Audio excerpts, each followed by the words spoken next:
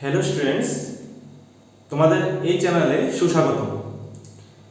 তোমরা যারা class 12-এ TBSC বোর্ডে টার্ম 1 এক্সাম দেবে, তোমাদের আজকে আমি বোর্ড প্রবর্তিত যে মডেল কোশ্চেনটা রয়েছে এই মডেল কোশ্চেনটা আমি পুরোপুরি এক্সপ্লেনেশন করে সবগুলো তোমাদের বুঝিয়ে দেওয়ার চেষ্টা করব।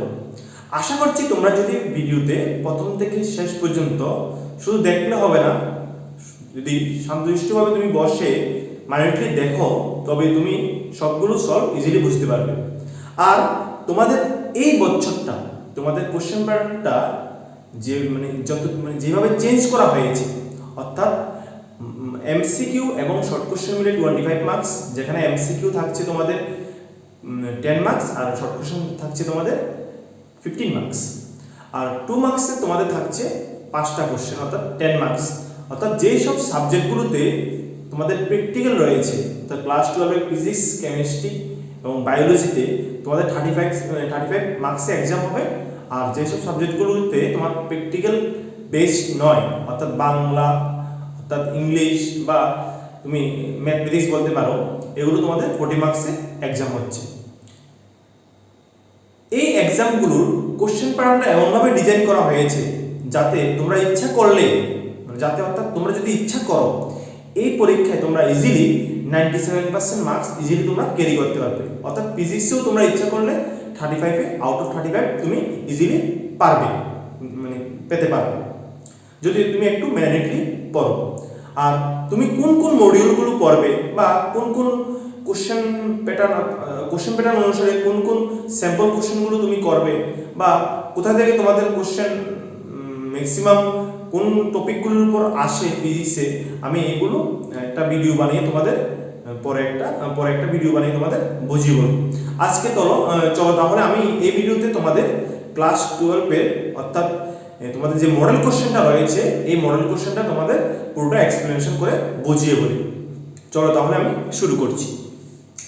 যেখানে তোমার মডেল কোশ্চেনের প্রথম কোশ্চেনটা রয়েছে, কপার এবং অ্যালুমিনিয়াম দুটি একই রকম পরিবাহীকে একটি সুষম তড়িৎ ক্ষেত্রে স্থাপন করলে অ্যালুমিনিয়ামের আবিষ্ট আধানের মান হবে। অ্যালুমিনিয়াম আবিষ্ট আধানের মান হবে, আমি আনসারগুলো অবশ্যই বলবো, আনসারগুলোর সাথে সাথে তোমাদের এক্সপ্লেনেশন গুলো বুঝিয়ে বলবো যাতে এই টাইপের যদি কোনো কোশ্চেন আসে তোমাদের হেল্প হয়।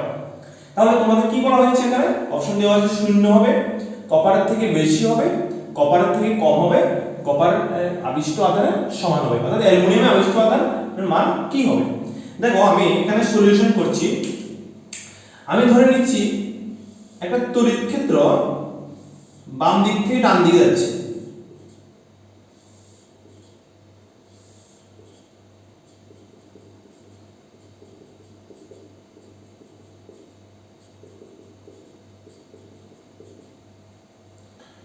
এটা তড়িৎ ক্ষেত্র বাম দিক থেকে ডান দিকে যাচ্ছে। আর তোমরা জানো তড়িৎ ক্ষেত্র শুরু হয়, অর্থাৎ তড়িৎ বলরাশিগুলো শুরু হয় ধনাত্মক আধান থেকে আর শেষ হয় ঋণাত্মক আধানে। অর্থাৎ এই তড়িৎ বলরাশিগুলো ধীরে ধীরে যতটুকু সামনের দিকে যাচ্ছে ধীরে ধীরে এগুলো এর মান ধনাত্মক মানটা ধীরে ধীরে হ্রাস পাচ্ছে। অর্থাৎ আমরা অন্যভাবে বলতে পারি যে এই তড়িৎ বলরাশিগুলো যত সামনের দিকে যাচ্ছে অর্থাৎ এই বলরেখাগুলোর মান ধীরে ধীরে হ্রাস পাচ্ছে বা এই তড়িৎ বলরেখাগুলো ঋণাত্মক আধানের দিকে ধাবিত হচ্ছে। অর্থাৎ উৎস হচ্ছে তড়িৎ বলরেখাগুলোর উৎস হচ্ছে ধনাত্মক আধান আর তড়িৎ বলরেখাগুলোর যে শেষ হয় ঋণাত্মক আধান। আমি ধরে নিলাম এখানে একটা অ্যালুমিনিয়াম রড আর একটা কপার রড রাখলাম, ধরে নিলাম অ্যালুমিনিয়াম রড রাখলাম। তাহলে যেহেতু তড়িৎ বলরেখাগুলো এইদিকে প্লাস হয় এদিকে মাইনাস হয়, অর্থাৎ ধীরে ধীরে এদিকে যাচ্ছে, অবশ্যই যেহেতু এখানে এসে পড়বে তাহলে এই তলের বাইরের পৃষ্ঠটা কি হবে, নেগেটিভ হবে। আবার এদিক দিয়ে তড়িৎ বলরাশিগুলো চলে যাবে, এই তলটা কি হবে তোমার প্লাস হবে। আমি তো তোমার যদি একটা বলরেখা দিয়ে বুঝিয়ে বলি, অর্থাৎ দেখো এটা প্লাস এটা মাইনাস, অর্থাৎ ধীরে ধীরে সামনের দিকে যাচ্ছে বলরেখার মান ধীরে ধীরে নেগেটিভ হচ্ছে। অর্থাৎ এটা যেহেতু এই তলে এসে বলরেখাগুলো প্রবেশ করবে সেহেতু এই তলটা কি হবে, ঋণাত্মক হবে। আর এই তল থেকে যেহেতু আমার বলরেখাগুলো সামনের দিকে চলে যাবে অর্থাৎ বের হবে আবার, সেই জন্য এই তলটা কি হবে তোমাদের এখানে ধনাত্মক হবে। এখানে তোমাকে কি বলা হয়েছে, কপার আর অ্যালুমিনিয়াম আমি যেটা একটা ধরে নিলাম, দুটো একই রকম পরিবাহী। এখানে কোশ্চেন হচ্ছে দুটো একই রকম পরিবাহী এবং একই সময় তড়িৎ ক্ষেত্রে বা একই সময় তড়িৎ ক্ষেত্রে স্থাপন করা হলো। অ্যালুমিনিয়াম আবিষ্ট আধানের মান কি হবে? এক্ষেত্রে অ্যালুমিনিয়াম আবিষ্ট আধানের মান কি হবে? এখানে খেয়াল করো, যখন এই বর্ণালীগুলো এদিকে যাবে, অর্থাৎ আমি এদিকে ধরলাম, এই ক্ষেত্রে এখানে যে ঋণাত্মক আধান আবিষ্ট হচ্ছে বা এখানে যে ধনাত্মক আধান আবিষ্ট হচ্ছে, এই জন্য অ্যালুমিনিয়ামের ভিতরে বা কপারের ভিতরে এই বর্ণরেখাগুলো কি হচ্ছে, আবার অপোজিট দিকে সৃষ্টি হচ্ছে। অর্থাৎ আমি যদি এই বর্ণরেখাগুলো আমি ই ভেক্টর ড্যাশ ধরলাম, অর্থাৎ এইগুলো ধরলাম ই, এইগুলোকে ধরলাম আমি ই ড্যাশ, এইগুলোকে ধরলাম ই, এইগুলোকে ধরলাম আমি ই ড্যাশ, এবং ততক্ষণ পর্যন্ত বর্ণরেখাগুলো এই অ্যালুমিনিয়ামের গায়ে গিয়ে পড়বে যতক্ষণ পর্যন্ত ই এবং ই ড্যাশের মান সমান হয় না, যতক্ষণ পর্যন্ত ই আর ই ড্যাশের মান সমান হয় না। তাই আমরা সংক্ষেপে এটাই বলতে পারি যে আবিষ্ট আধানটা কিসের উপর ডিপেন্ড করছে? শুধুমাত্র তড়িৎ ক্ষেত্রের উপর ডিপেন্ড করছে। যেহেতু এখানে অ্যালুমিনিয়াম বা কপার, তুমি যাই ধরো, অ্যালুমিনিয়াম বা কপার যেই পরিবাহী ধরো না কেন, যেহেতু আবিষ্ট আধানটা তোমার বহিষ্ঠ তড়িৎ ক্ষেত্রের উপর ডিপেন্ড করছে, আবিষ্ট আধানটা তোমার বহিষ্ঠ তড়িৎ ক্ষেত্রের উপর ডিপেন্ড করছে, তাই এই ক্ষেত্রে অ্যালুমিনিয়ামের আবিষ্ট আধানের মান আর কপারের আবিষ্ট আধানের মান কি হবে? সমান হবে। সংক্ষেপে যদি আমি আবার বলি, এই বহিষ্ঠ তড়িৎ ক্ষেত্র আর এখানে অন্তঃস্থ তড়িৎ ক্ষেত্র যতক্ষণ পর্যন্ত দুটোটা সমান হবে না, ততক্ষণ পর্যন্ত এই প্রসেসটা চলতে থাকবে, এবং এই থেকে বোঝা যায় এখানে যে আবিষ্ট আধানটা ততক্ষণ পর্যন্ত থাকবে, অর্থাৎ আবিষ্ট আধানটা এখানে ততক্ষণ স্থায়ী থাকবে যতক্ষণ পর্যন্ত তোমার বহিষ্ঠ আধানটা থাকছে, বা বহিষ্ঠ আধানের জন্য এখানে তোমার আবিষ্ট আধান সৃষ্টি হচ্ছে। তো সিম্পলি এটা কপার ওয়্যার হোক বা অ্যালুমিনিয়াম ওয়্যার হোক, যাই হোক, এখানে আবিষ্ট আধানের মান উভয় ক্ষেত্রে কি হচ্ছে? সমান হবে। সেকেন্ড, তোমরা পি দ্বিমেরু ভ্রামকে একটি তড়িৎ দ্বিমেরুকে একটি সুষম তড়িৎ ক্ষেত্র ইতে স্থাপন করলে দ্বিমেরুর উপর কি আসে? টর্কের মান তোমরা সিম্পলি জানো, টাউ ভেক্টর ইকুয়াল টু লিখছি, tau vector equal two P vector cross E vector, tau vector equal two P vector cross E vector. তোমরা এটা পেয়েছো যে এভাবে, মনে করো আমি তড়িৎ ক্ষেত্র ধরলাম উপরের দিকে, এখানে আমি একটা তড়িৎ দ্বিমেরু ধরলাম, এখানে মাইনাস কিউ ধরলাম, এখানে প্লাস কিউ ধরলাম, এই প্লাস কিউটা এদিকে বিক্ষিপ্ত হবে, এই মাইনাস কিউটা এদিকে বিক্ষিপ্ত হবে, এটা এদিকে ঘুরে যাবে। আমরা সিম্পলি এটা যদি করে নিই আমরা অবশ্যই পাবো, তোমরা করেছো, আমি আশা করছি তোমরা করে নিয়েছো। এখানে tau equal to P vector cross E vector. Next question তোমাদের 3 নাম্বার এখানে কি দেওয়া আছে, নিচের কোনটি একক ইলেকট্রন ভোল্ট? নিচের কোনটির একক ইলেকট্রন ভোল্ট? শক্তি, আধান, তড়িৎ প্রবাহ, বিভব। তোমরা জানো বিভবের একক ভোল্ট, তড়িৎ প্রবাহ অ্যাম্পিয়ার, আধান অ্যাম্পিয়ার সেকেন্ড, শক্তি, এখানে শক্তির একক হবে ইলেকট্রন ভোল্ট। তাহলে আমি একটু এক্সপ্লেনেশন করে তোমাদের এটাকে আমি আরো বুঝিয়ে বলি। তোমরা বিভব পড়ার সময় পেয়েছিলে W equal to Q V, W equal to কি পেয়েছো? Q V. এখানে কিউ কি? কিউ হচ্ছে আধান, আমি ইলেকট্রন ধরে নিচ্ছি, কিউর মান একটা ইলেকট্রন ধরে নিলাম, কিউর মান কি ধরে নিলাম? একটা ইলেকট্রন। তাহলে আমি কি লিখতে পারি? কিউ ইকুয়াল টু 1 eV, বা সিম্পলি আমি কি লিখতে পারি? Q equal to eV। তাহলে খেয়াল করো, আমি এই ফর্মুলা থেকে W equal to Q V formula থেকে আমি কি বলতে পারছি? W equal to eV। তাহলে এই ইলেকট্রন ভোল্টটা কার একক হচ্ছে? এই কৃতকার্য। এই কৃতকার্যটা এবার দ্বিমেরুর মধ্যে কি হিসেবে সঞ্চিত থাকে? কোন একটা দ্বিমেরু বা কোন একটা পরিবাহীর মধ্যে কি হিসেবে সঞ্চিত থাকে? শক্তি হিসেবে। তাহলে সিম্পলি এটা একটা কিসের একক? মেইনলি কৃতকার্যের একক। এই কৃতকার্যটা কি হিসেবে সঞ্চিত থাকে? তোমার স্থির শক্তি বা যে কোনো শক্তি হিসেবে তোমার সঞ্চিত থাকে। তো সিম্পলি ইলেকট্রন ভোল্ট যে এককটা, এটা কার একক? শক্তির একক। এবার আমি কোশ্চেন নাম্বার 4 এবং 5 এই দুটো এমসিকিউ সলভ করব। দেখো তাহলে কি করছি বা কিভাবে করছি।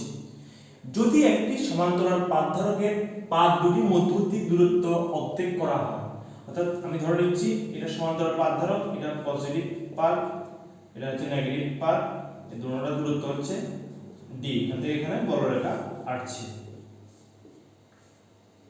ধরে নিলাম।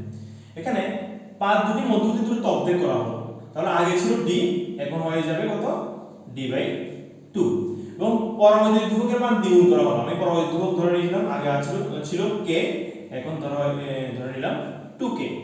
তাহলে ধারকের ধারকত্ব কিভাবে পরিবর্তিত হবে আশা করি জানো তোমরা। নরমালি কোন একটা পরবর্তী ধ্রুবকের ক্ষেত্রে বা পরবর্তী মাধ্যমে একটা সমান্তরাল পাত ধারকের ধারকত্ব হচ্ছে k epsilon naught a/d, যেখানে a হচ্ছে পাতগুলির ক্ষেত্রফল আর d হচ্ছে পাতগুলোর মধ্যে দূরত্ব। আর যেহেতু সমান্তরাল রাখা হয়েছে, সবগুলো দূরত্ব এখান থেকে এই দূরত্ব বা এখান থেকে এই দূরত্ব অবশ্যই সমান হচ্ছে বা সমান হবে। তাহলে যেহেতু এখানে d/2 এবং 2k করা হয়েছে, তাহলে এই কেসে পাত ধারকের ধারকত্ব কত হবে আমি দেখে দিচ্ছি। তাহলে c' আমি এখানে ধরে নিলাম c' k, আগে ছিল k, এখন কত হবে 2k। epsilon naught no change, পাতের ক্ষেত্রফল নো চেঞ্জ, d ছিল এখন হবে d/2 সিম্পলি। তাহলে c' 2 টা উপরে নিয়ে আসো, তাহলে 4k epsilon naught a/d, এটা k epsilon naught a/d এটার জায়গায় তুমি বসাতে পারো c, তাহলে c' 4c, অর্থাৎ নরমাল যে সমান্তরাল পাত ধারক থাকছে ওই সমান্তরাল পাত ধারকের ধারকত্বের 4 গুণ করলে এই ক্ষেত্রে তুমি যে কেসটা দেওয়া আছে এই কেস অনুসারে তোমার নতুন ধারকত্ব হবে, অর্থাৎ সিম্পলি তোমার ধারকত্ব 4 গুণ বৃদ্ধি পাবে। ঠিক আছে, তারপর নেক্সট কি বলা হয়েছে, একটি তারকে গলিয়ে তার দৈর্ঘ্যে অর্ধেক দৈর্ঘ্য নতুন শ্বাস গড়া হলো। অর্থাৎ আমি ধরে নিলাম আগে একটা তার ছিল, দৈর্ঘ্য হচ্ছে l, এটা তার ধরে নিলাম, এখন তারটা কি করা হয়েছে অর্ধেক করে দেওয়া হয়েছে, তাহলে তার দৈর্ঘ্য কত হচ্ছে আমি l/2 ধরে নিলাম। নতুন রোধের মান কি হবে, আমরা জানি l দৈর্ঘ্যের তার, আর যদি প্রস্থচ্ছেদের ক্ষেত্রে বলা হয়, প্রস্থচ্ছেদ বলতে এই জায়গাটাকে বোঝানো হচ্ছে। যদি a হয় তোমরা জানো r ρl/a, যেখানে হচ্ছে ρ হচ্ছে ওই পরিবাহীটার রোধাঙ্ক, এটা ধ্রুবক সংখ্যা, যেহেতু এই ক্ষেত্রে উভয়টা সেম। তোমরা আশা করি শুনেছো যে হয়তোবা তুমি শুনেছো তোমার মায়ের কাছে একটা গয়না ছিল, হয়তোবা হাতের একটা বালা ছিল, এটাকে গলিয়ে একটা হার বানিয়েছে। তাহলে গলানোর পর আগে ধরে নাও এটা 2 ভরির একটা গয়না, এটা গলানোর পর হার বানানোর পর হারটা একটু চিও হয়ে গেল, এক্ষেত্রে কি হার বানানোর পর তোমার গয়নাটা কি কমে গেল বা বেড়ে গেল? অবশ্যই না। এখানে যদি এক্সট্রা যদি দেওয়া না হয়, আগের গয়না আর পরের গয়না এখানে কি থাকছে সেম থাকছে, শুধুমাত্র দৈর্ঘ্যটা চেঞ্জ হয়েছে আর প্রস্থটা সেম রয়েছে, অর্থাৎ এক্ষেত্রে আয়তন সেম রয়েছে। সেম ভাবে আমি যদি এখানে বলি, যেহেতু আগে পরিবাহী দৈর্ঘ্য l আর ক্ষেত্রফল তোমার ছিল a, তাহলে আয়তন কত হবে ক্ষেত্রফলের একটু দৈর্ঘ্য। তাহলে আগে যতটুকু আয়তনের তারটা ছিল বা পরিবাহীটা ছিল, এখন ঠিক অতটুকু আয়তনের পরিবাহী থাকবে, অর্থাৎ থাকতে হবে। এখানে বাইরে থেকে যোগ করা হয়নি বা এখান থেকে কোনো একটা অংশ বাদ দেওয়া হয়নি। তাহলে যেহেতু আগের পরিবাহী এবং এই কেসের সেকেন্ড কেসের পরিবাহীটা উভয় ক্ষেত্রে আয়তন সেম থাকছে, তাহলে কি চেঞ্জ হয়েছে? অবশ্যই তারা চেঞ্জ করে দিয়েছে দৈর্ঘ্যটা, তাহলে অবশ্যই এই ক্ষেত্রে দৈর্ঘ্যের কারণে ক্ষেত্রফলটাও চেঞ্জ হয়ে যাবে। কিভাবে?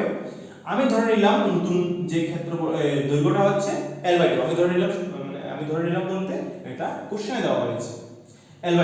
তাহলে এটার সাথে কত গুণ করলে তুমি l পাবে?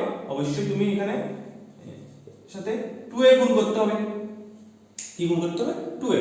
যেহেতু তার দৈর্ঘ্য অর্ধেক হয়ে গেল, তাহলে প্রস্থচ্ছেদ যেটা রয়েছে এটা ডাবল হয়ে যাচ্ছে, অর্থাৎ l/2 এর সাথে তুমি কত গুণ করলে সেম আগের আয়তনটা পাবে?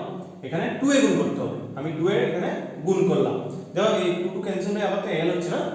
তাহলে নতুন যে ক্ষেত্রফলটা এটা হচ্ছে 2a, নতুন যে দৈর্ঘ্যটা এটা হচ্ছে l/2। তাহলে নতুন যে রোধটা হবে আর এগুলো রো l বলতে কত হচ্ছে l/2, রো l/a, a বলতে কত হচ্ছে 2a, সে সিম্পলি তুমি রো এই 2 টা নিচে নিয়ে আসো, রো l/2 হচ্ছে 4 হবে 4a। আমি আবার জানি রো l/a বলতে এখানে r হচ্ছে, তাহলে r by 4। তো সিম্পলি আমি কি বলতে পারি r dash equal to r by 4, অর্থাৎ তোমার এখানে অপশন নাম্বার এ। ঠিক আছে, এবার আমরা এমসিকিউ 6 এবং 7 আমরা এই দুটো এমসিকিউ করব। তাহলে দেখো 6 নাম্বার এমসিকিউ কি বলা হয়েছে, একটা মিটার পিসের বাম দিক থেকে প্রতিমিত বিন্দুর দূরত্ব বা নিষ্পন্দ বিন্দু যাকে বলা হয়, যেখানে গ্যালভানোমিটারের কোনো বিক্ষেপ দেখায় না, দূরত্ব 20 সেন্টিমিটার দেওয়া হয়েছে। 1 ওহম মানে একটা আদর্শ রোধকে ডান ফাঁকে লাগানো হলো, অজানা রোধের মান কত হবে? অপশন দিয়ে দেওয়া হয়েছে। তাহলে দেখো আমরা এটা করছি। এটা মিটার পিসের তারের দৈর্ঘ্য কত? অবশ্যই তোমরা জানো 1 মিটার বা 100 সেন্টিমিটার, এই জন্য এটাকে কি বলা হয়? মিটার পিস বলা হয়। এখানে যদি আমি এটা একটু মিটার পিসের মতো সাজিয়ে লিখি,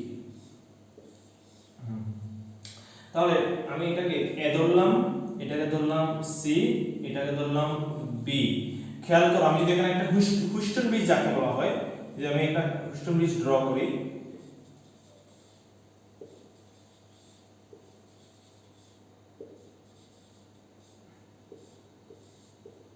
একটা গ্যালভানোমিটার দিলাম, এটা দিলাম এ, এটা দিলাম সি, এটা দিলাম বি, এটা দিলাম ডি। অবশ্যই এখানে এক্সটার্নাল সোর্স থাকবে এটা ভোল্টেজের, বা ই বা বি তিন যাই দেখো। এটা দিলাম পি, এটা দিলাম কিউ, এটা দিলাম আর, এটা দিলাম এস। ঠিক আছে, অবশ্যই এটা গ্যালভানোমিটার র আইজি এখানে 0 হবে নিষ্পন্দ অবস্থায় বা প্রতিমিত অবস্থায়। খেয়াল করো, এই হুস্টন ব্রিজের একটা মানে ব্যবহারের যন্ত্র হচ্ছে মিটার পিস। তাহলে এ থেকে বি পর্যন্ত যে রোডটা রয়েছে, এ বলতে এই পুরো বাহুটা এ, এখান থেকে বি পর্যন্ত যে রোডটা রয়েছে, এটা হুস্টন ব্রিজ অনুসারে যদি আমি লিখি, এটা হচ্ছে পি। বি থেকে সি পর্যন্ত, খেয়াল করো, বি থেকে আমি এটা ধরে নিলাম এই বাহুটা পুরোটা হচ্ছে সি। এটা তোমরা জানো এখানে একটা কপার স্ট্রিপ থাকে, বা তোমরা প্র্যাকটিস করেছো, তোমাদের সিলেবাসে রয়েছে। এখানে ধরে নিলাম বি থেকে সি পর্যন্ত এটা হচ্ছে কিউ, আর বি থেকে ডি, ডি হচ্ছে ওই বিন্দুটা, যে বিন্দুতে আমি নিষ্পন্দ যে প্রতিবিন্দু বিন্দুটা আমি খুঁজে পাবো। এটা বি থেকে এই বিন্দুটা হচ্ছে ডি, অর্থাৎ এই বাহুটা। এখানে একটা গ্যালভানোমিটার লাগানো থাকে, গ্যালভানোমিটারটা একটা জকির সাহায্যে লাগানো থাকে, যার সাহায্যে, জকিটা হচ্ছে যার সাহায্যে আমি নিষ্পন্দ বিন্দুটা ইজিলি তারের উপর মানে নির্ণয় করতে পারি। যেহেতু এখানে তারা, আমি এটা ধরে নিলাম নিষ্পন্দ বিন্দু অবস্থা L, তাহলে এর বাকিটা কত হচ্ছে 100 L। যদি L আর 100 L ধরে নিই, তাহলে আমি ফর্মুলা জানি P q L by 100 L। দেখো খেয়াল করো, এখানে L হচ্ছে বাম দিক থেকে নিষ্পন্দ বিন্দুর দূরত্ব, 100 L হচ্ছে বাকিটা, P হচ্ছে অজ্ঞাত রোধ বা বাম ফাঁকের রোধ, এই বাম দিকের ফাঁকটা রোধ। Q হচ্ছে ডান ফাঁকের রোধ, তোমাকে এখানে দিয়ে দেওয়া হয়েছে, আশা করছি হ্যাঁ দিয়ে দেওয়া হয়েছে, ডান ফাঁকের রোধ 1 ওহম। তাহলে অজ্ঞাত রোধ বের করতে বলা হয়েছে, তাহলে P q এর মান কত? অজ্ঞাত রোধ 1। L কত দিয়েছে? L তোমাকে দিয়েছে 20 সেন্টিমিটার, বাম দিক থেকে প্রতিবিন্দু অবস্থা 20 সেন্টিমিটার। তাহলে L হচ্ছে 20, 100 - 20 কত হচ্ছে 80, 0 বা যদি করে দাও 4, অর্থাৎ 1/4, 1/4 মানে 0.25 ওহম। তো ইজিলি আমি অজ্ঞাত রোধ P এর মান পেয়ে গেলাম, কত পেলাম? 0.25 ওহম পেলাম। কত পেলাম? 0.25 ওহম। তারপরে নেক্সট কোশ্চেন কি বলা হয়েছে, একটি সলিনয়েডের অভ্যন্তরে যে চৌম্বক ক্ষেত্রটা পাওয়া যায়, এই চৌম্বক ক্ষেত্রের মান কত, বা মান কিসের উপর ডিপেন্ড করছে? তোমরা জানো সলিনয়েডের অভ্যন্তরে চৌম্বক ক্ষেত্র B = μ0 ni, বা B = এটা যদি তুমি μ0 n/L, L হচ্ছে সলিনয়েডের দৈর্ঘ্য, এটাকে কনভার্ট করো, তুমি সিম্পলি এখান থেকে লিখতে পারছো 1 নাম্বার B এর মানটা, μ0 তো কনস্ট্যান্ট টার্ম, এখানে n এর সমানুপাতিক, B এর মানটা I এর সমানুপাতিক, B এর মানটা n এর ব্যস্তানুপাতিক। আমি এখান থেকে এই ফর্মুলা থেকে লিখলাম।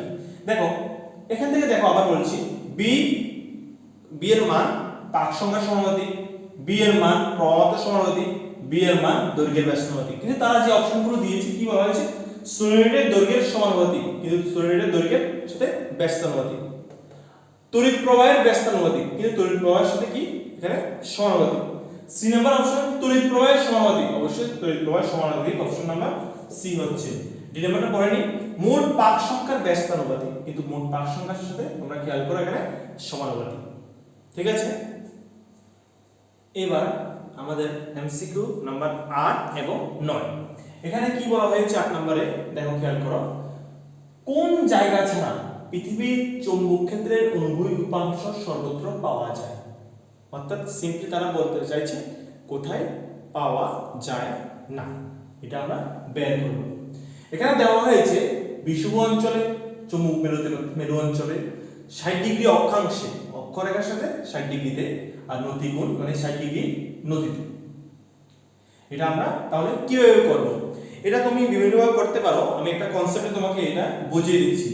আমরা জানি বিনুতি কোণ tan θ = v/s, সিম্পলি v/s, বা তুমি লিখতে পারো bv/ds। যেহেতু আমরা বের করব কোন জায়গায় অনুভূমিক উপাংশটা নেই, অর্থাৎ h এর মান নেই, যেহেতু h এর মান নেই আমি h এর জায়গায় 0 বসিয়ে দিই। 0 মানে 0 দিয়ে কোন সংখ্যাকে ভাগ করলে হয় হচ্ছে ইনফিনিটি, অর্থাৎ অসংখ্যার যাকে বলা হয়। tan কত ডিগ্রির মান ইনফিনিটি হয় আমরা তাও জানি, tan 90 ডিগ্রির মান ইনফিনিটি। তো সিম্পলি এটার সাথে এটা কম্পেয়ার করো, তাহলে তুমি পাচ্ছ θ = 90 ডিগ্রি। থিটাটা এখানে কি? থিটাটা এখানে হচ্ছে বিনুতি কোণ, অর্থাৎ যে স্থানে বিনুতি কোণের মান 90 ডিগ্রি ওই স্থানে আমাদের ভূচৌম্বক ক্ষেত্রের অনুভূমিক উপাংশ থাকবে না, অর্থাৎ যে স্থানে বিনুতি কোণের মান 90 ডিগ্রি। এবার আমাদের জানতে হবে কোথায় বিনুতি কোণ 90 ডিগ্রি। অবশ্যই তোমরা জানো আমাদের পৃথিবীর যে চৌম্বক মেরুতে, অর্থাৎ আমাদের পৃথিবীর যে চৌম্বক মেরু রয়েছে এখানে বিনুতি কোণ 90 ডিগ্রি, সেহেতু পৃথিবীর চৌম্বক মেরু ছাড়া সর্বত্র মানে সর্বত্র অর্থাৎ সব জায়গায় ভূচৌম্বক ক্ষেত্রের অনুভূমিক উপাংশটা পাওয়া যায়। আমাদের নেক্সট কোশ্চেন কি বলা হয়েছে, L দৈর্ঘ্য এবং I তড়িৎবাহী একটা বৃত্তাকার লুপের চৌম্বক ভ্রামক। L দৈর্ঘ্য এবং I তড়িৎবাহী মানে I তড়িৎবাহী একটা বৃত্তাকার লুপের চৌম্বক ভ্রামক। সিম্পলি চৌম্বক ভ্রামক আমি M দিয়ে লিখতে পারি, ক্যাপিটাল M দিয়ে লিখতে পারি, আবার যে ক্যাপিটাল M দিয়ে লিখতে পারি বা PM দিয়ে লিখতে পারি। চৌম্বক ভ্রামক একটা তড়িৎবাহী তারের ক্ষেত্রে চৌম্বক ভ্রামক হচ্ছে প্রবাহ ইনটু ওই লুপের ক্ষেত্রফল। ঠিক আছে, আমি ধরে নিলাম প্রবাহ হচ্ছে I, যে লুপটা দিয়ে প্রবাহটা যাচ্ছে ওই লুপের ক্ষেত্রফল হচ্ছে a। তাহলে এখানে কি বলা হয়েছে, L দৈর্ঘ্য এবং I তড়িৎবাহী একটা বৃত্তাকার লুপের ক্ষেত্রফল, এই যে পরিবাহীটা বৃত্তাকার লুপটা, এই লুপের যে পুরোটা, এটা যদি ব্যাসার্ধ যদি r হয়, এই পুরোটা হচ্ছে কোশ্চেনে দিয়েছে এই পুরো যে পরিবাহীটা এর দৈর্ঘ্য হচ্ছে L। আমি কি বলতে পারি এই L এর মান এই বৃত্তাকার পরিবাহীটার পরিধির সমান। তো সিম্পলি আমি L = কি লিখলাম, 2πr লিখলাম। এখান থেকে তুমি বলতে পারছো R = L/2π। তাহলে এখানে দেখো PM কি হচ্ছে, PM = প্রবাহ ইনটু এই রে কি পাই r², অর্থাৎ PM = I পাই r এর মান বসিয়ে দাও L/2π হোল স্কয়ার, বা simply I = pi PM = I pi L²/4π², এখানে পাই স্কয়ার, পাই একটার সাথে এই পাইটা কাটা যাবে, তাহলে থাকছে I L²/4π, I L²/4π, এই অপশন নাম্বার এ। আমাদের সর্বশেষ এমসিকিউ, তারপর তোমাদের শুরু হচ্ছে শর্ট কোশ্চেন। এটা আমরা তাহলে তোমাদের বুঝিয়ে বলছি। দেখো একটা কুণ্ডলীর সাথে জড়িত চৌম্বক ফ্লাক্স তোমাকে দিয়ে দিল 3t² + 40 + 60। তোমাকে বলা হয়েছে t = 2 সেকেন্ডে, মানে 2 নম্বর সেকেন্ডে বা 2 সেকেন্ডে আবিষ্ট তড়িৎচালক বলের মান কি হবে। এটা অ্যাকচুয়ালি ফ্যারাডের আর লেন্জের সূত্রের সমন্বয়ে গঠিত সূত্র E - dφ/dt। আর শুধুমাত্র ম্যাগনিটিউডের কথা বলে, অর্থাৎ মান কত জিজ্ঞেস করলে আমরা সিম্পলি বসাতে পারি E = dφ/dt, বা অনেকে এটাকে মাইনাস দিয়ে আবার মডুলাস দিয়ে লেখে। মডুলাস না দিলেও হবে, দিলেও এখানে কোনো ভুল নেই। যখন মান জিজ্ঞেস করবে শুধুমাত্র আমরা মানটা ইউজ করব। ঠিক আছে, তাহলে আমরা দেখি। তাহলে যেহেতু তড়িৎচালক বল, আকর্ষণ তড়িৎচালক বল বের করতে বলা হয়েছে, তাহলে আমাদের ফর্মুলা হচ্ছে E = -d⁵dt বা d⁵dt। তাহলে আমরা কি করব, এটাকে ফাইটাকে t হিসেবে ডেরিভেটিভ করব। তাহলে তোমরা যেহেতু ক্লাস 12 এ ডেরিভেটিভ পেয়েছো, তো সিম্পলি তুমি বলতে পারো 2 টা সামনে আসবে, 3 গুণা 6 হচ্ছে, 3 * 2 6 t + 4 হচ্ছে, and then d⁵/dt at time t = 2 second. এখানে দিয়ে দেওয়া হয়েছে t = 2 সেকেন্ড, অর্থাৎ t এর জায়গায় 2 বসিয়ে দাও। তাহলে 6 * 2 + 4 12 + 6 that should be 16। অর্থাৎ যেহেতু E = d⁵/dt, শুধু ম্যাগনিটিউডটা নিচ্ছি d⁵dt, সুতরাং d⁵dt মান আমি কত পাচ্ছি 16 ভোল্ট। তাহলে আমাদের কারেক্ট आंसर কত হচ্ছে ডি। তোমাদের এই যে 1 মার্কসের কোশ্চেনগুলো আছে, আমি এগুলো বোর্ডে লিখছি না, শুধু কোশ্চেনগুলো তোমাদের পরে আনসারগুলো তোমাদের বুঝিয়ে বলছি, আর যেগুলো ডাইরেক্ট শর্ট কোশ্চেন এগুলো আনসার ডাইরেক্ট বলে দিচ্ছি, আর যেগুলো নিউমেরিক্যাল টাইপ রয়েছে এগুলো আমি তোমাদের বোর্ডে করে দিচ্ছি বা করিয়ে দেব। আর স্ক্রিনে আমি এই কোশ্চেনগুলো দিয়ে দেব, তাহলে আমি বোর্ডে লিখছি না, তোমরা স্ক্রিনে আমি দিয়ে দেব।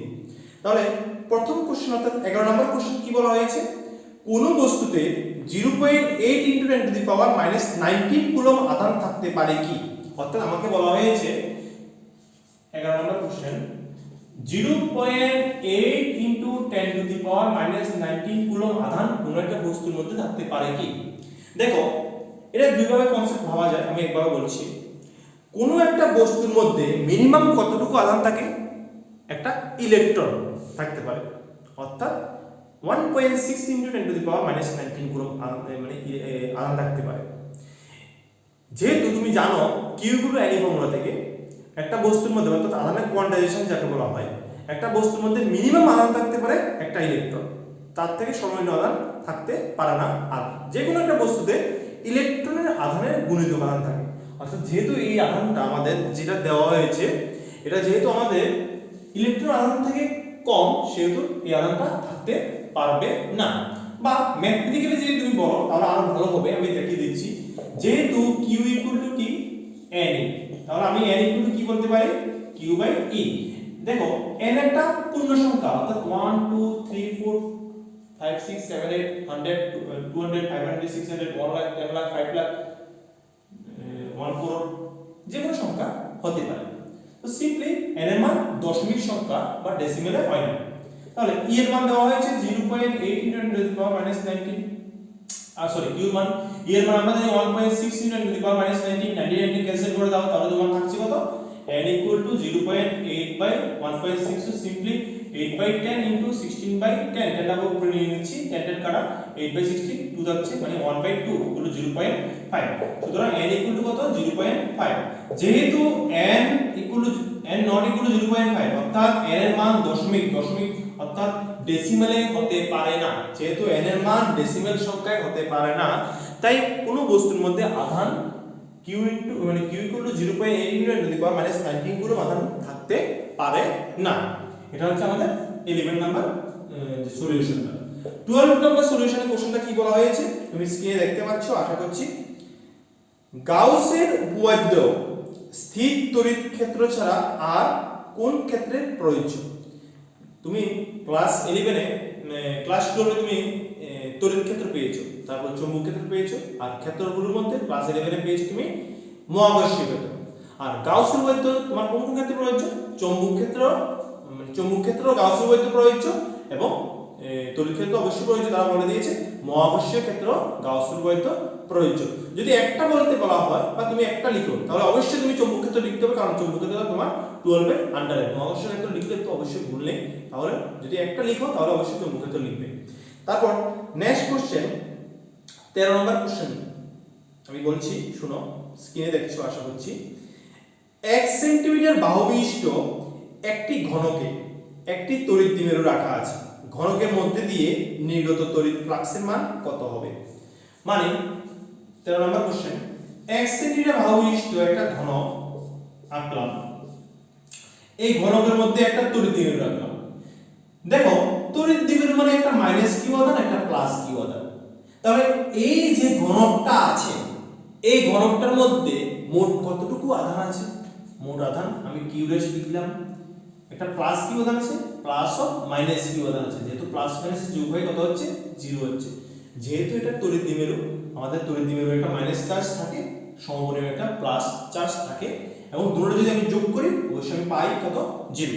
যেহেতু এই ঘনকের মধ্যে মোট আধান 0, সুতরাং গাউস উপপাদ্য অনুসারে ফ্লাক্স ফাই সূত্র অনুসারে q by epsilon naught, q এর মান যেহেতু 0 বাই এপসিলন নট, তাহলে আমরা পাচ্ছি কত 0। তাহলে আমাদের আনসারটা কত হচ্ছে 0 হচ্ছে। ক্লিয়ার? অবশ্যই একটা তড়িৎ দ্বিমেরু একটা রাখো বা 8টা রাখো বা 5টা রাখো, ঘনকের মধ্যে যদি যতটাই তড়িৎ দ্বিমেরু রাখো না কেন মোট ফ্লাক্স আমাদের 0 হবে, কারণ একটা ঘনকের মানে একটা তড়িৎ দ্বিমেরুর জন্য আমাদের যে মোট আধান 0 হচ্ছে। ঠিক আছে, তারপর নেক্সট কোশ্চেন আমাদের 14 নাম্বার। এখানে কি বলা হয়েছে, দুটি সমবিভব পরস্পরকে ছেদ করে না কেন? দুটি সমবিভব পরস্পরকে ছেদ করে না কেন? এটা কোশ্চেনটা কিছুটা দুটি বলরেখা পরস্পরকে ছেদ করে না কেন এটার মতো। এটা অ্যাকচুয়ালি তুমি যদি লিখো তাহলে কি লিখবে, দুটি সমবিভব পরস্পরকে ছেদ করে না। দেখো আমি এখানে যদি ড্র করে আঁকছি, মনে করো এটা একটা সমবিভব, এটা প্রত্যেকটা বিন্দুতে বিভব হচ্ছে v 2 ভোল্ট করে। এটা আরেকটা সমবিভব, আমি ভ্যান চিত্র সাহায্যে দেখাচ্ছি, এটা v 3 ভোল্ট করে। তাহলে এই যে এরিয়াটা দুটোটার মধ্যে রয়েছে, অর্থাৎ ছেদাংশ রয়েছে, এই এরিয়ার মধ্যে কতটুকু ভোল্টেজ হবে? 2 ভোল্ট হবে না 3 ভোল্ট হবে? যেহেতু সমবিভব আমরা জানি সব জায়গায় বিভব সমান হবে, তাহলে এখানে 2 ভোল্ট তুমি বলতে পারবে না 2 ভোল্ট হবে বা 3 ভোল্ট হবে, তুমি কোনোভাবেই বলতে পারবে না। তাহলে আমরা কি বলবো, দুটি সমবিভব পরস্পরকে ছেদ করে না কারণ ছেদবিন্দুতে তড়িৎ বিভবের দুটো মান থাকবে, যা বাস্তবে অসম্ভব বা সম্ভব নয়। তো সিম্পলি ছেদবিন্দুতে তড়িৎ বিভবের দুটি মান থাকবে, এটা সম্ভব নয়, এই জন্য দুটি সমবিভব পরস্পরকে ছেদ করে না। এটা তোমার হচ্ছে 14 নাম্বার কোশ্চেন।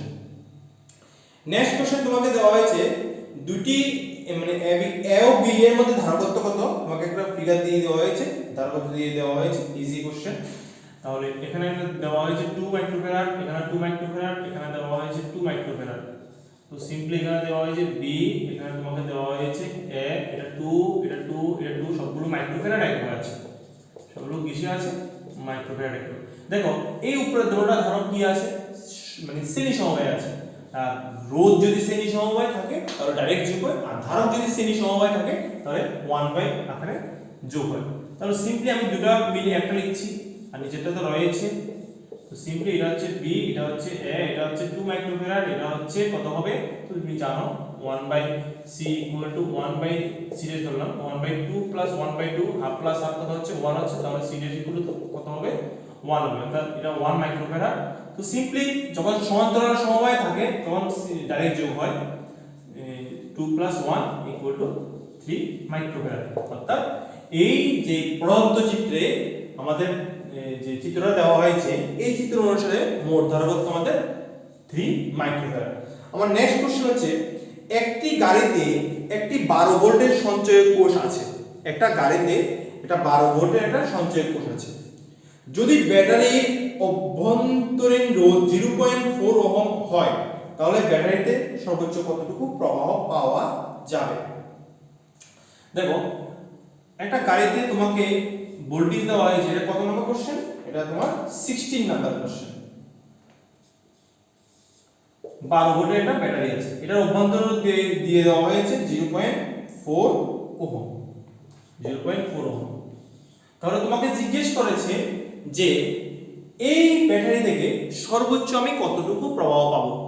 তাহলে নরমালি ফর্মুলা হচ্ছে I = E / R প্লাস আর, যেহেতু এখানে বহির্ভূত রোধের কোনো ফাংশন নেই তো সিম্পলি আমি এই ফর্মুলাটা যদি সর্বোচ্চ I max = R capital R 0 হবে তাহলে E কত হচ্ছে স্মল r, E এর মান দিয়ে দেওয়া হয়েছে 12 ভোল্ট, স্মল r এর মান হচ্ছে 0.4, 0.4 কে আমি 4/10 লিখতে পারি, 10টা আমি উপরে লিখছি, তাহলে 12 * 10, 4 দিয়ে কাটো 12 কে 12 কে, তাহলে 3 5 3 * 10 মানে 30 অ্যাম্পিয়ার। তাহলে আমরা কতটুকু পেলাম 30 অ্যাম্পিয়ার পেলাম। নেক্সট হচ্ছে আমাদের 17 নম্বর কোশ্চেন। কি বলা হয়েছে, একটা ইলেকট্রনের বিচলন বেগ এবং তড়িৎ প্রবাহ ঘনত্বের মধ্যে সম্পর্ক কি? দেখো 70 নম্বর কোশ্চেন একটা ইলেকট্রনের বিচরণ বেগ আর তড়িৎ প্রবাহ ঘনত্বের মধ্যে সম্পর্ক তোমাদের জিজ্ঞেস করা হয়েছে। দেখো আমরা জানি বিচরণ বেগ Vd I by NE A আর তড়িৎ প্রবাহ ঘনত্ব J I বাই A, যেখানে আবার J I by A, I এর মান বসাবো, কিভাবে বসাবো এখান থেকে দেখো I কি হচ্ছে, খেয়াল করো I কি হবে, এটা দুইটা অর্থাৎ NE A Vd, NE A Vd, A cancel অর্থাৎ J NE Vd, এটা হচ্ছে তড়িৎ প্রবাহ ঘনত্ব J আর বিচরণ বেগ Vd এর মধ্যে সম্পর্ক। ঠিক আছে, তারপর আমার নেক্সট কোশ্চেন হচ্ছে 18 নম্বর কোশ্চেন। একটি গতিশীল আধানকে চৌম্বক ক্ষেত্রে স্থাপন করলে আধানটি একটি বল অনুভব করে কেন? এটা একটা ইন্ট্রিনসিক টাইপ কোশ্চেন, অর্থাৎ এটা মানে এটা কেন হয়েছে কি হয়েছে এগুলো জানা গেছে, কারণগুলো ঠিকভাবে জানা যায়নি। তবুও যদি এটার আনসার যদি আমি কারেক্টলি বলতে চাই তাহলে তুমি এটার আনসার হিসেবে তুমি লিখতে পারো তড়িৎ চুম্বকত্বের ধর্মের জন্য এই ঘটনাটা হয়, অর্থাৎ আধানটি একটি বল অনুভব করে।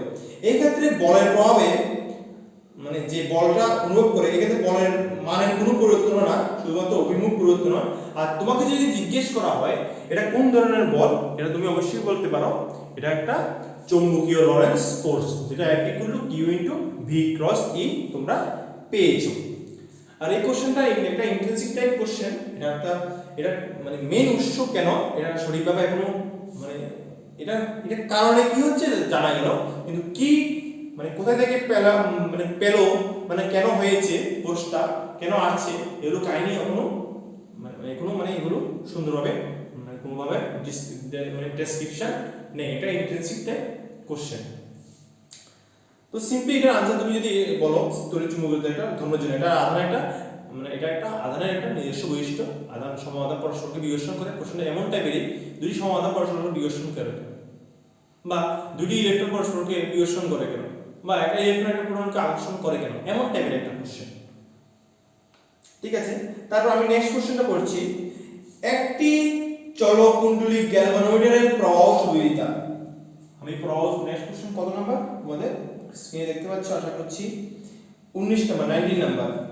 চলকুণ্ডলী গ্যালভানোমিটারের সুবিধা 19 নাম্বার তোমাকে দেওয়া হয়েছে 5 ডিভিশন পার মিলি অ্যাম্পিয়ার, অর্থাৎ আমি লিখতে পারি Ig বা IS লিখছি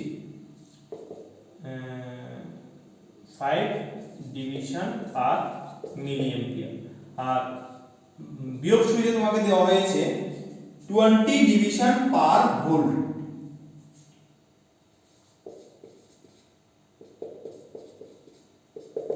তো সিম্পলি তোমাকে জিজ্ঞেস করা হয়েছে কি জিজ্ঞেস করা হয়েছে, তোমাকে জিজ্ঞেস করা হয়েছে গ্যালভানোমিটারের রোধ কত।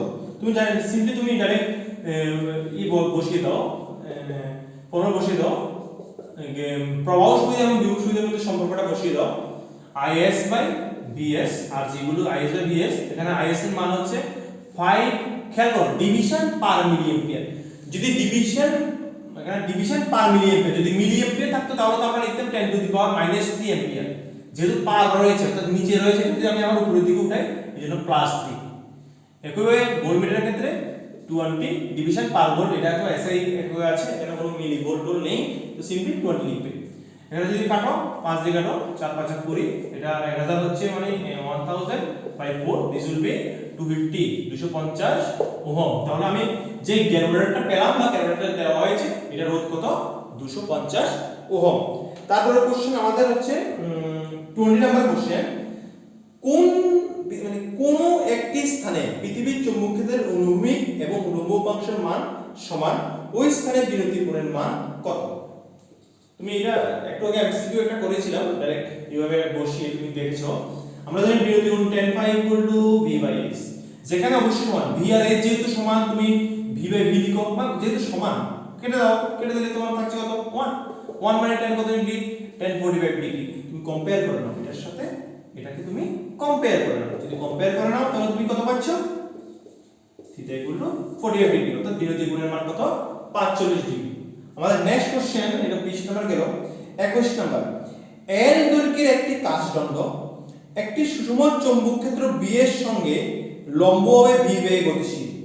দণ্ডটিতে আবিষ্ট তড়িৎচালক বলের মান কত? খুব সুন্দর একটা কোশ্চেন, খুব ভালো, মানে খুব ইম্পর্টেন্ট কোশ্চেন এটা। এন দৈর্ঘ্যের একটি কাজ জন্য একটি সমচুম্বকিত বি এর সঙ্গে লম্বভাবে বিভেদ গতিশীল। দেখো 21 নাম্বার। দেখো আমি ধরলাম, আমি এখানে না একে এটা আমি ডান দিকে বলছি। 21 নাম্বার কোশ্চেন। দেখো এখানে চুম্বক ক্ষেত্র আমি ধরলাম ভিতরের দিকে, আমি ক্রস মানে কোন দিকে, ভিতরের দিকে, বা লম্বভাবে যেহেতু বলা হয়েছে তুমি ডট ধরতে পারো মানে বাইরের দিকে, অর্থাৎ তল থেকে বাইরের দিকে বোঝালে ডট, তলের ভিতরের দিকে বোঝালে তুমি ক্রস দেবে। এখানে একটা তুমি দণ্ড ধরলো, কাজ দণ্ড, ভি বেগে এই দিকে গতিশীল, অর্থাৎ ভি বেগে দিকে আছে, আর চুম্বক ক্ষেত্র ভিতরের দিকে লম্ব হবে। তোমাকে তুমি যেহেতু লম্বভাবে আছে, তুমি আবিষ্ট তড়িৎচালক বলের মানে equal to B L V sin theta তুমি জানো।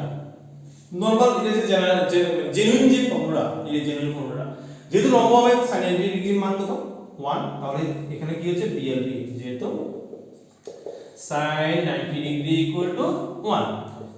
এবার খেয়াল করো তোমাদের কোশ্চেনটা কি বলা হয়েছে, L দৈর্ঘ্যের একটা কাজ দণ্ড, এই দণ্ডটা হচ্ছে L হচ্ছে,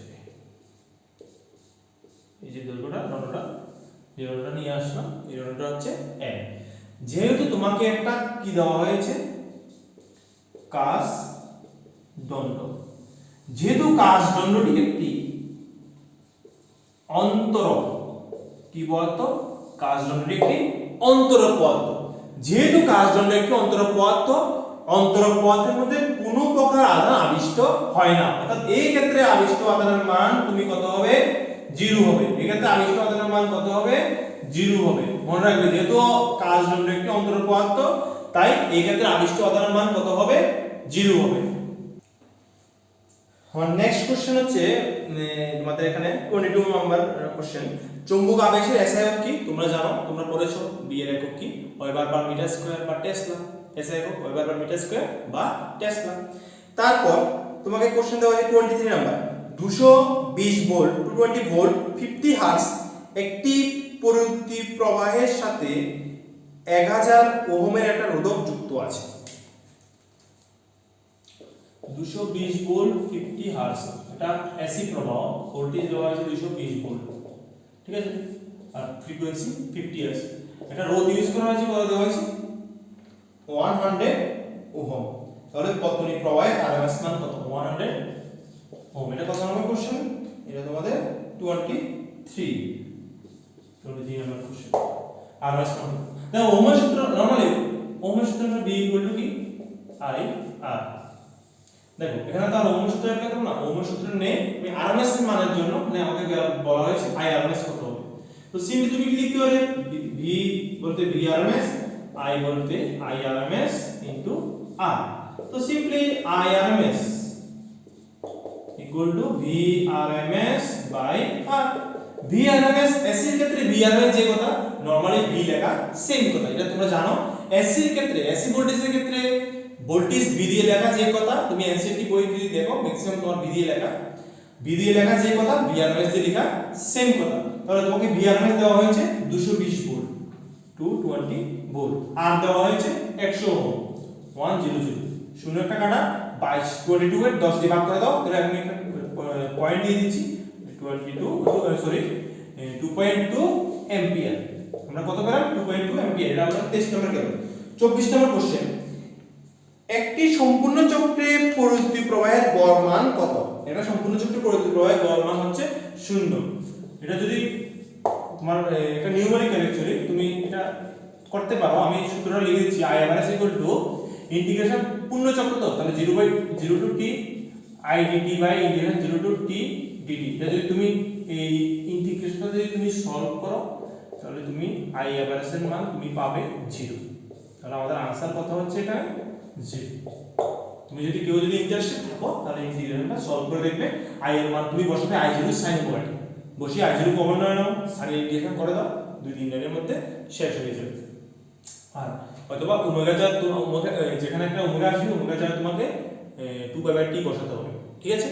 তারপর এখানে নেক্সট এবং সর্বশেষ 1 মার্কস যে কোশ্চেন রয়েছে, 1 মার্কস কোশ্চেন 25 নাম্বার, রূপান্তরকে শক্তি ক্ষয়ের একটি কারণ মানে কারণ লেখো। তাহলে রূপান্তরের শক্তি ক্ষয়ের অনেকগুলো কারণ আছে। ফ্লাক্সের জন্য কারণ, মানে ফ্লাক্সের জন্য যে শক্তি ক্ষয়, ফ্লাক্সের জন্য তড়িৎ ফ্লাক্স, চৌম্বক ফ্লাক্সের জন্য হয়। যে পাকগুলো আছে ট্রান্সফরমারের মধ্যে, যে পাকগুলো রয়েছে, ট্রান্সফরমারের মধ্যে যে পাকগুলো রয়েছে, প্রাইমারি কয়েল বা সেকেন্ডারি কয়েলে যে পাকগুলো রয়েছে, এই পাকগুলোর মধ্যে কি রয়েছে, এই পাকগুলোর নিজস্ব একটা রোধ রয়েছে, কিন্তু এটাকে ইগনোর করা হয়। পাকের রোধের জন্য ক্ষয় হয়, হিস্টেরিসিস জন্য ক্ষয় হয়, অবশ্যই এখানে একটা ঘূর্ণি প্রবাহ উৎপন্ন হবে। এই ঘূর্ণি প্রবাহের জন্য তড়িৎ শক্তি ক্ষয় হয়। তো সিম্পলি তুমি এনসিটি বই খুললে পেয়ে যাবে ট্রান্সফরমারের পরে। তো সিম্পলি তোমাকে যেহেতু একটা বলা হয়েছে, তুমি বলতে পারো পাকের রোধ জনিত ক্ষয়, বা বলতে পারো চুম্বক ফ্লাক্স জনিত ক্ষয়, বা হিস্টেরিসিস জনিত ক্ষয়, বা ঘূর্ণি প্রবাহ জনিত ক্ষয়। তোমাদের মার্কস টু 5টা কোশ্চেন আছে। আমি সিম্পলি কোশ্চেনগুলো পরে জাস্ট একটু বলে দিচ্ছি। এগুলো মানে যথেষ্ট ইজি করা হয়েছে, কিন্তু আশা করছি যে বোর্ডের কোশ্চেনে এখানে 5টার মধ্যে মিনিমাম অ্যাটলিস্ট একটা হলো এটা নিউমেরিক্যাল দেবে। তাহলে তোমার 26 নাম্বার যে কোশ্চেনটা, এখানে কি বলা হয়েছে, কোন বিন্দুতে তড়িৎ প্রাবল্য ওই বিন্দু দিয়ে অতিক্রান্ত সমবেতনের উপর লম্ব। দেখো এখানে কোন জায়গায় তোমাকে তড়িৎ বলরেখা বলেনি, তড়িৎ প্রাবল্য বলেছে, আর সমবেতনের উপর লম্ব এটা দেখানোর জন্য বলা হয়েছে। এইভাবে যদি প্রমাণটা আসে, যদি তড়িৎ বলরেখা না বলে যদি তড়িৎ ক্ষেত্র প্রাবল্য দিয়ে যদি প্রমাণটা আসে, তাহলে সিম্পলি তুমি প্রমাণটা আমি একটা প্রসেসে করে দিচ্ছি। এই প্রসেসে করাটা খুব বেস্ট হবে, 2 মার্কসের মধ্যে 2 মার্কস দেবে। আর যদি তুমি তড়িৎ বলরেখা দিয়ে করো, তাহলে হয়তোবা এক্সামিনার মার্কস কমিয়ে দিতে পারে। দেখো আমরা জানি তড়িৎ প্রাবল্য আর তড়িৎ বিভবের সম্পর্ক dV আমি ধরে নিচ্ছি dr। So simply dV dr। আমি যদি ভেক্টর ফর্মুলা লিখি E dot dr, sorry minus E dot dr। যেহেতু সমবিভব তলে সব বিন্দুতে বিভব সমান, তাই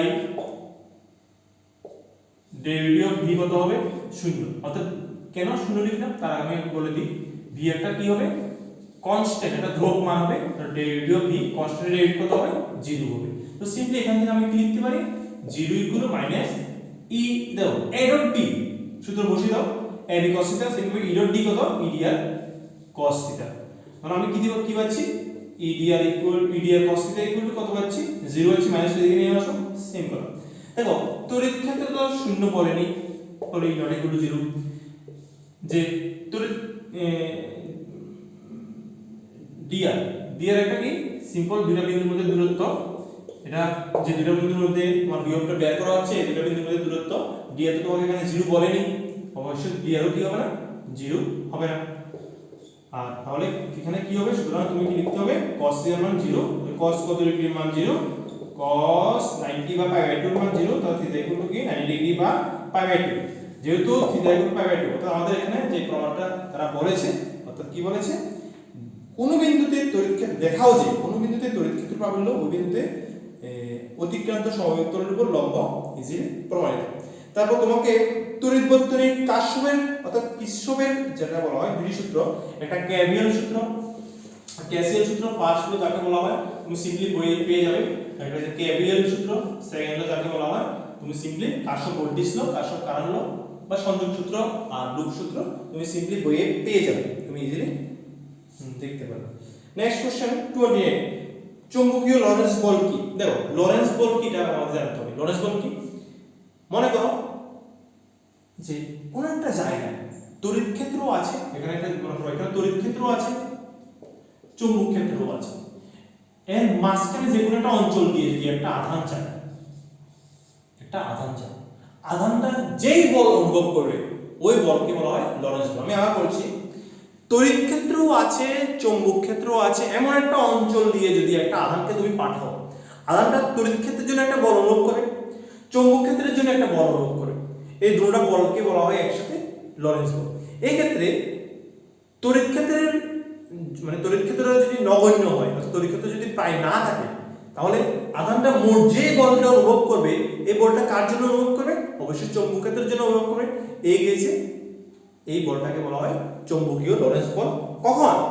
যখন তড়িৎ ক্ষেত্র খুব নগণ্য পরিমাণ থাকবে। অর্থাৎ নরমালি আমরা জানি লরেন্স বল equal to Q into Q E plus, আমি যদি কিউটা কমন নিই, ভি ক্রস বি। যদি তড়িৎ ক্ষেত্র শূন্য হয় তো ই জিরো হবে। ই যদি জিরো হয় তাহলে আমি কি পাচ্ছি? ই যদি জিরো হয় তাহলে আমি এখানে কি পাচ্ছি?